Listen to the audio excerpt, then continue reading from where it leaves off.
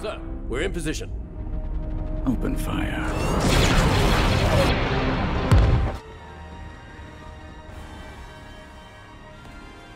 Dank Ferric, it is great to be back in the galaxy far, far away, but it's always sad to say goodbye. RIP to the Kaminoan cloning facility. You guys sure got a lot of mileage out of that one guy's DNA. What was his name? Django? Yep. The Bad Batch finale just brought the entire house down, destroying the clones' home, but more importantly, this episode sets up more than 50 years of Star Wars cloning shenanigans, stretching across The Mandalorian and Rise of Skywalker. We'll break all that down, plus we got a whole bunch of cameos and Easter eggs, all the ones we could find while rooting around this particular corner of the canon timeline. But before we get into all that, be warned, big spoilers are coming in hot from the Bad Batch season finale, so if you haven't seen it yet, or you're still recovering and need some time to process everything that went down, now is the time to take a quick swim about it until we're done. I'm going after AZ! Omega, come! The cities have been destroyed, sir. All Kaminoan facilities have collapsed into the sea. Okay, now that we're past the obligatory spoiler warning, let's get right to it. The Empire just went scorched earth on the Kaminoans, using a trio of Venator-class Star Destroyers to open fire and lay waste on the entire facility. Once we saw Tarkin show up there in the series premiere, the writing was on the wall for the cloners on Kamino. Well, except for Nala Se. In the finale's final scene, we see an Imperial shuttle arrive on an undisclosed world where she is met by an Imperial cloner. Now, these Imperial cloners are new to the canon at this point in the timeline, but we viewers have definitely seen them before, and we'll get to that in a minute, so stick with us. First, let's recap a little. The Bad Batch's first season answered the age-old question, what the heck happened to the clones after Order 66? Well, they replaced them with conscripted human soldiers. This is Project War Mantle, referenced in the title of episode 14, but it also calls back to a project Jyn Erso found when rooting around in the Empire's files in Rogue One. War Mantle, Cluster Prism, Black Saber. Clone Force 99, you already know. After sparing a young Caleb Dume, aka future Kanan Jarrus, Clone Force 99 quickly finds itself on the bad side of the newly formed Galactic Empire, sending them out on the run throughout the galaxy, and there's a catch. Crosshair has switched sides and might even be a precursor to the Death Troopers that we met in Rogue One.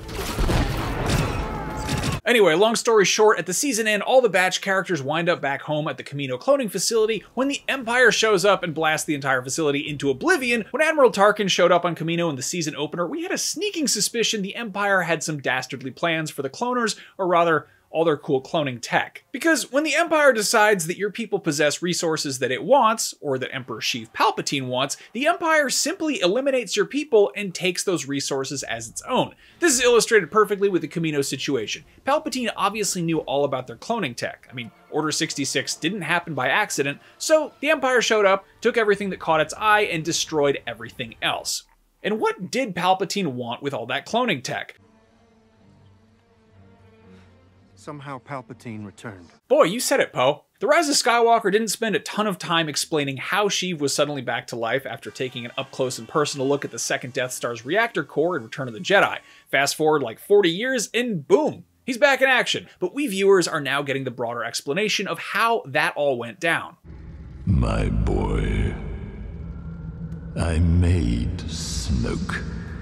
Let's start with Snoke. One of the big reveals in Rise of Skywalker was the blink-and-you-miss-it backstory for Snoke. Not a clone of Palpatine as lots of us had guessed after The Force Awakens, but a Strand cast, an original life form grown in a vat in a lab somewhere. The Empire appropriating the Kaminoan cloning tech in the Bad Batch is a connection to this. How did the Empire know how to create Strand casts? Because they forced Nala Se into service and stole her secrets. When Din Djarin and the gang raided that Imperial facility on Nevarro, they found what looks a lot like an early attempt at a Snoke Strand cast. Another thing they found in that facility? Some Imperial Poindexters wearing this insignia. It's the same logo we see Dr. Pershing wearing in The Mandalorian Season 1, and the same one we see young clones wearing in Attack of the Clones and throughout the Clone Wars series. Dr. Bolcut from the final scene of The Bad Batch also sports the same insignia. It used to be the Kaminoan cloner logo, and now it belongs to the Empire. I mean, that's just pretty much the whole story right there. So how did Sheev's Imperial cloners imbue a Strandcast with such a strong connection to the Force that he could do stuff like this? Well, hang tight, we'll get there. Anyway, thanks to the Star Wars canon, we also know that Snoke wasn't the only Force-related project they'd need some damn good cloners to help out with. I'm Rey. Rey who? Rey Skywalker. Rey Skywalker, we know, is an assumed name for an individual whose real name is Rey Palpatine. Of course, Grandpa Sheev laid this bit of knowledge on us in Rise of Skywalker, And though she might have come out the old-fashioned way, her dad was a Sheev clone, and when Rey was born, she got the Force powers that Sheev was hoping her dad would have gotten. Growing Strandcast with a connection to the Force isn't an exact science, apparently, but Nala Se is the key to helping the Imperial cloners get it right. Grogu. How does all of this link back to that sweet little baby Grogu? Well, it's a pretty straight line, actually. When Mando and his friends raided the Imperial facility on Navarro, they intercepted a holo sent from Dr. Pershing referencing Grogu's midichlorian count. What are midichlorians? That's an excellent question, young man. They're minuscule Force-sensitive life forms that suddenly just became relevant again. Point is, this holo made it pretty clear why the Empire went to so much trouble to capture Grogu after Din Djarin took him on as a Mandalorian foundling. Dr. Pershing wanted samples of Grogu's blood to study and replicate as he developed the Empire's Force-sensitive Strandcasts. So that's pretty much the whole thing right there. The Empire raided Kamino, taking Nala Se and any valuable cloning tech before destroying the facility. The Imperial cloners then spent all that time in between, 19 years before the Battle of Yavin to 35 years after, that's 54 years. They spent all that time perfecting the art of creating Force-sensitive Strandcasts. That led to Rey's father and eventually to the clone of Sheev Palpatine himself. And boom, there you have it, a much more scientific approach to cheating death than anything the tragedy of Darth Plagueis the Wise had to offer. Oh, wait. Do you not know that one? I thought not. It's not a story the Jedi would tell you. That's what I thought. But you gotta see these clones. They're different. And now it's time for the Easter eggs that we found, and since we're trying to recap an entire season here, let's just stick to the cameos, and there were a whole bunch. Caleb Dume, aka the future Kanan Jarrus, we know him from Rebels and his own prequel comic, obviously. Depa Billaba, Caleb's doomed Jedi Master. We know her first from the Phantom Menace, and then the Caleb Dume prequel comic as well.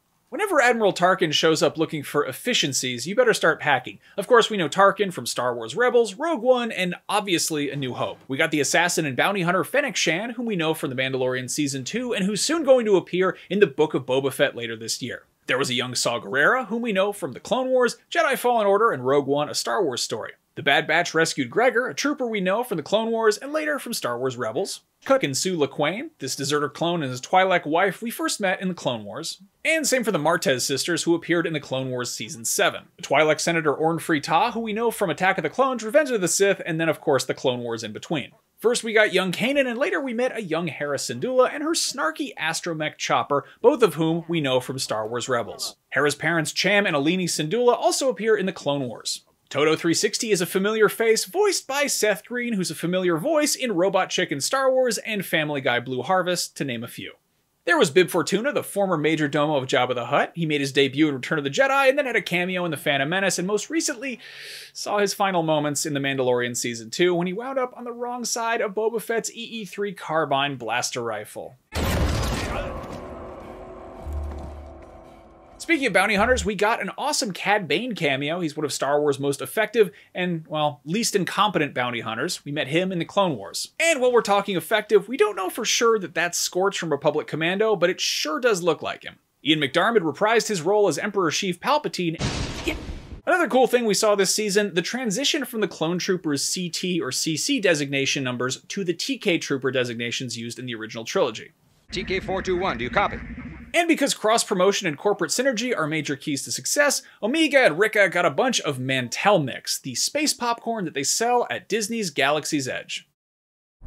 Anyway, tell us what you think. What did you make of the Bad Batch's first season? Do Nala Se and the pilfered Kaminoan cloner tech do a good enough job explaining how Palpatine came back from the dead, seemingly out of nowhere? Most importantly, what Galaxy's Edge concession do you think will get some in-universe product placement next? Hit us with your theories in the comments down below. Thanks for watching this episode of Cannon Fodder, and for more Star Wars, here's why the Darksaber is the key to The Mandalorian Season 3, and while you're waiting around for that to kick off, be sure to follow and subscribe to IGN wherever you like to watch. May the Force be with you. We'll see you next time. These are Kaminoans. Keep to themselves. They're cloners. Damn good ones, too. Cloners? Are they friendly? Oh, it depends.